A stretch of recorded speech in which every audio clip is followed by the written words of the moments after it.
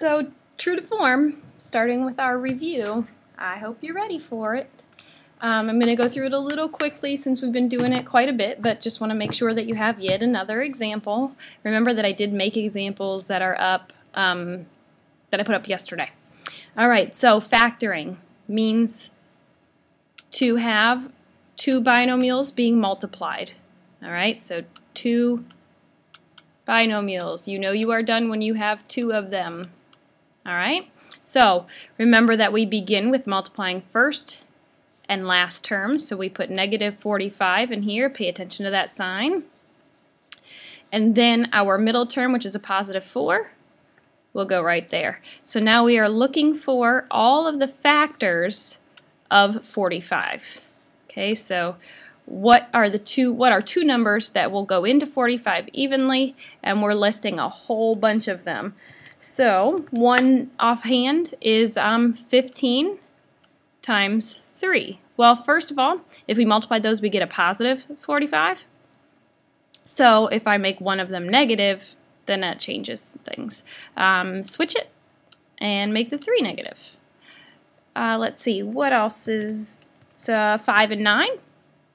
So 5 times 9, negative 5 times 9, and then of course switch it, negative 9 times 5, and then naturally our 45 times 1, we can do all that, but something should be going off for you right now thinking, oh yeah, I have my answer.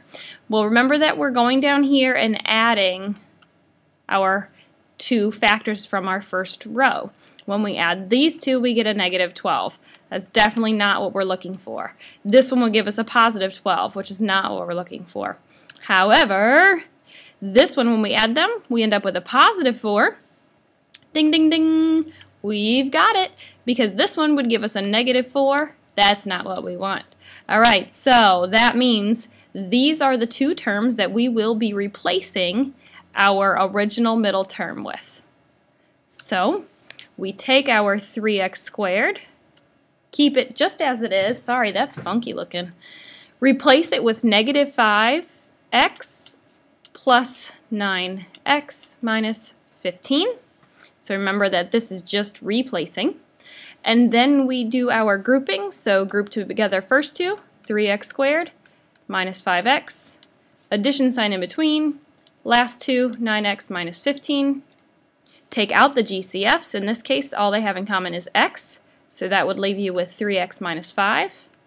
And then for these two, they have 3 in common and nothing else, so that would leave you with 3x minus 5.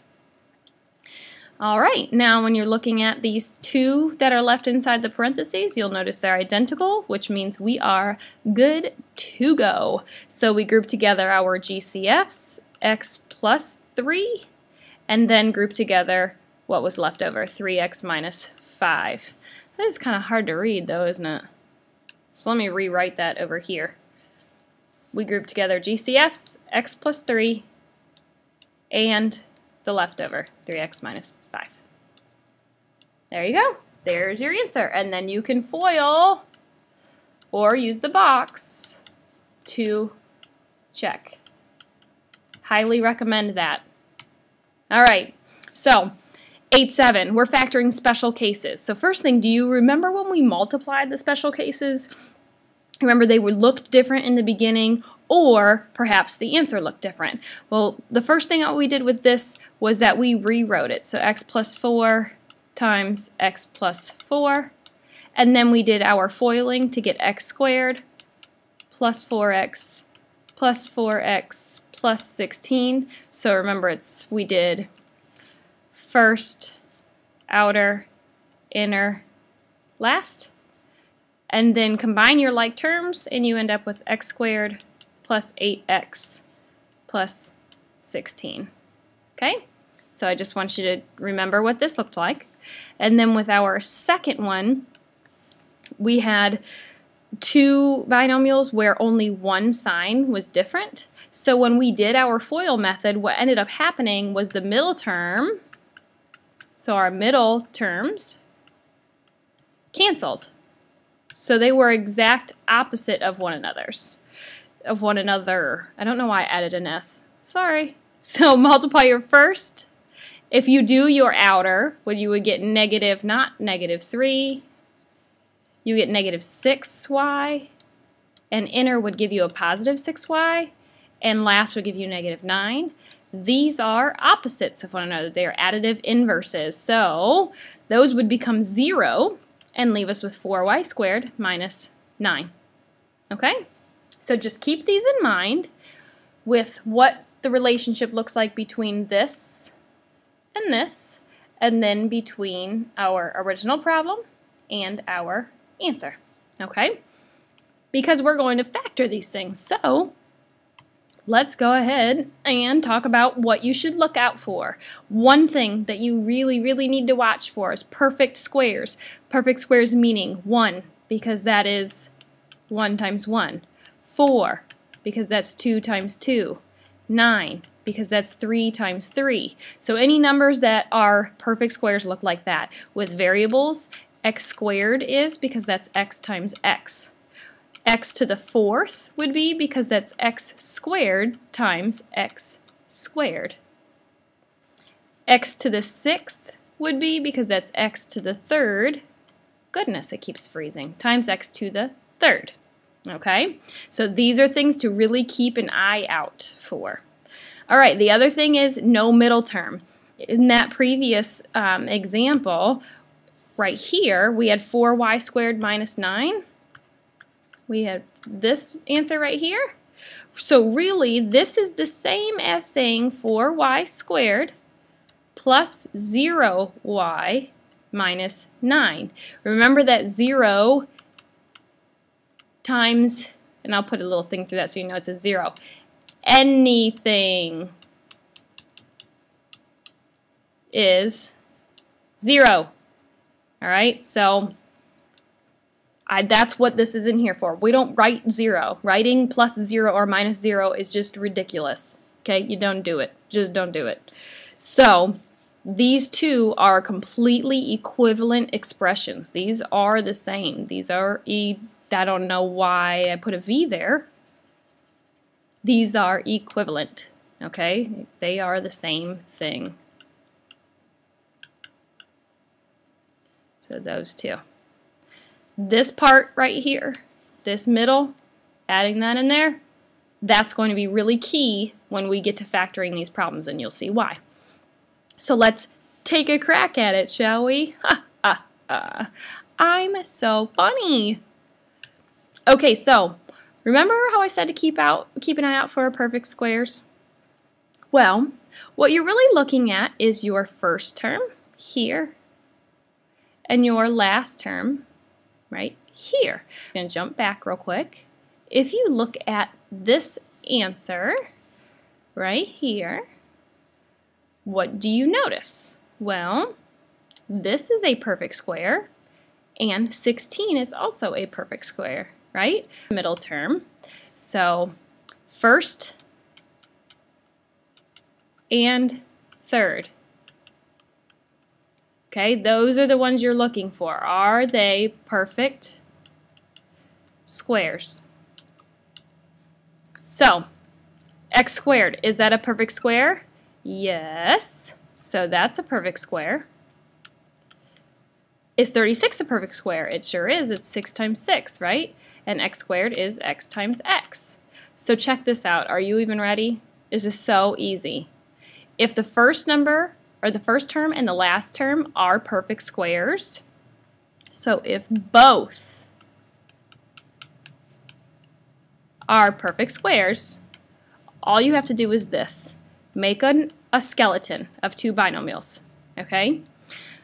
The first term, what makes up the first term? Well, x times x. So we're going to put x here and put x here. What makes up the second term? Well, 6 times 6. There and there. Now what we have to pay attention to is signs. And that is because if you look at what we have in the original problem, this number is positive, but when we add them we get a negative, which means they both have to be negative. If we made them both positives, yes, it would multiply to give us a positive, but when we added them we would also get a positive number. So since we have these same two binomials right here, they're exactly the same, you write your final answer as one binomial being squared.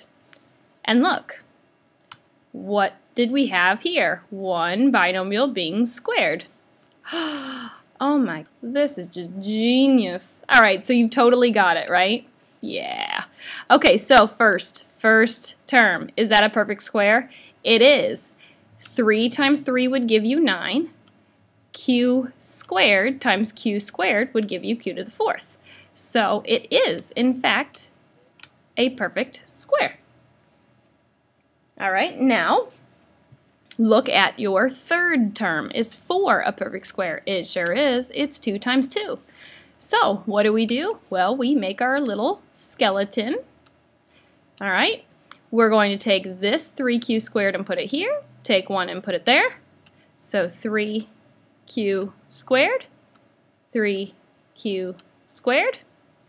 And then we're going to take our 2's and put them here and here. So 2, 2. And now we're looking at our signs. Do we need to have positives or negatives? Well, they multiply to give you a positive number and add to give you a positive number. So your only option is to put a plus sign in between. So our final result, because these are the same things, and being multiplied by itself means to square it. So 3q squared plus 2 squared. There is your answer! Woohoo! All right, this next one I'm going to go through a little bit quicker because you're really dealing with this. Big numbers, don't panic, don't panic. See this cat? It's like, oh no, I can't get up the hill of the big numbers. Oh, and you're thinking the same thing, like, I can't do this is tough.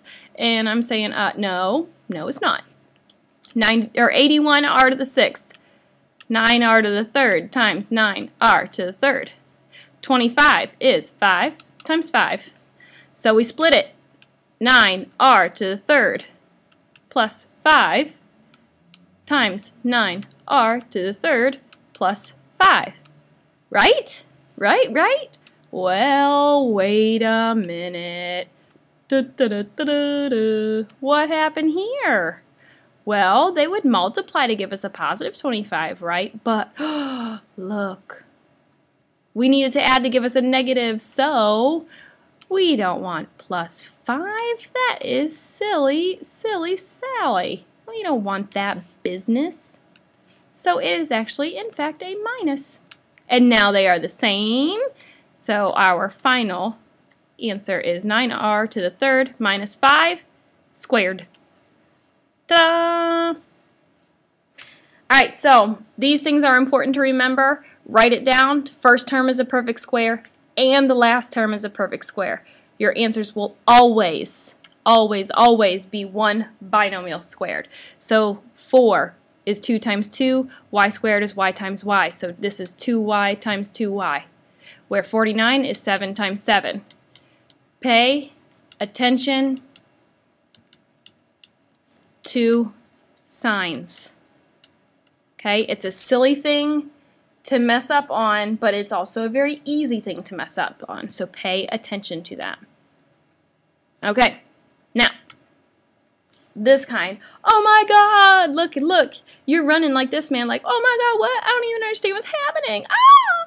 Well, okay, so think about the last problem where we looked at the first and third terms and if they were perfect squares. Well, this one is, right? It is w times w. Well, so is this one. It's 12 times 12, right? Okay, so, well, then I'm going to split it up and make our little skeleton and put our w's in there. And then we know that 12 goes here and it goes here. But what about our middle term? Oh man, that's a big question mark. What in the world do we do? Well, remember earlier when I said that this is the same, so these two are equivalent. Okay, so here's what you have to think. If you need to have a 0, and we could even make this a plus, if you need to have a 0, how would you get these two to cancel each other out? Well, make 1 plus and 1 minus. Because if you multiplied and did your FOIL, you would end up with w squared minus 12w plus 12w minus 144. Add these together, it becomes 0, and you get w squared minus 144. So there's your answer. Now, oh, that's terrible. I need to undo that. That is upsetting to me. Oh no. Well, okay, deal with it. So this one is different from our last one because this is our final answer. Okay, this is our final answer. All right, we can't go any further, and we cannot write it this we did for these problems because these two were identical. Okay, they were identical, which is why we could write this little square. When you look at this problem, these are not identical. One's plus, one's minus. So we're done. That's all you can do.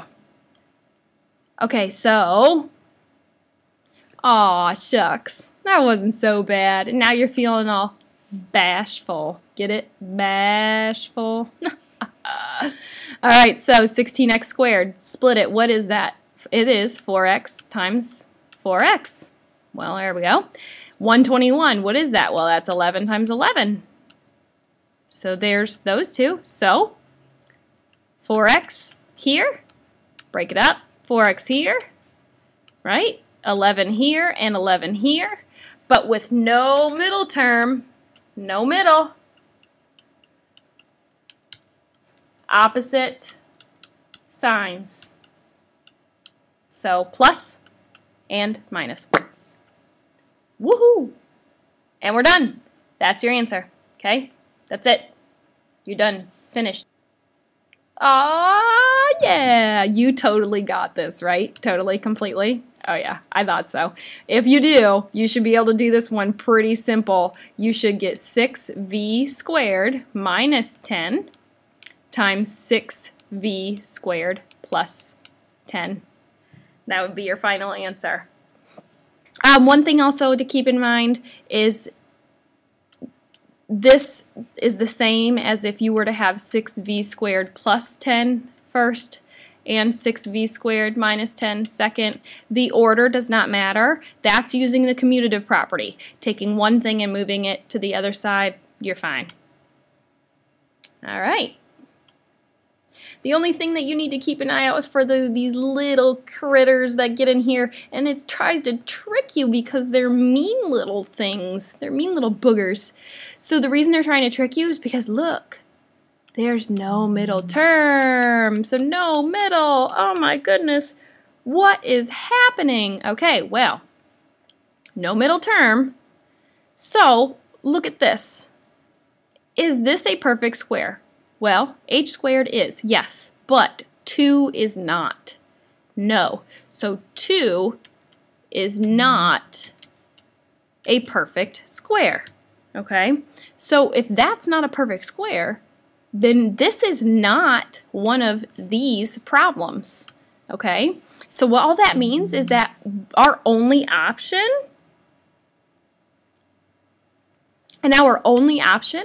is to factor out only the GCF. So we take out our 2, and then we have our h squared, and then minus 1. And we're done. All right, and there you go. And now it is time to celebrate the fact that we have officially finished our videos.